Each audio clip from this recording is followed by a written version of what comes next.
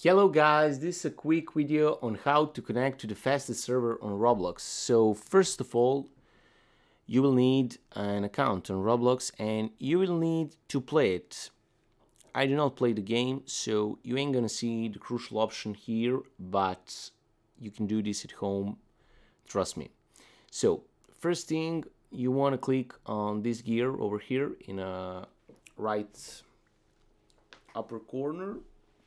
Go on settings, and here where it says language, under that you're going to have a location option if you play the game, of course, and on that location is going to says that you're on the server to the closest country, but there are 5 countries that have the fastest servers, which now I'm going to say, and you can try, and believe me, everything is going to work very smoothly once you connect to one of these 5 servers. But keep in mind, you need to connect to one of these that is closest to you. So first of all, there is Australia, then Germany, Canada, Sweden, or South Korea. So those are the 5 fastest server on Roblox, which you can put here and enjoy the game even smoother now.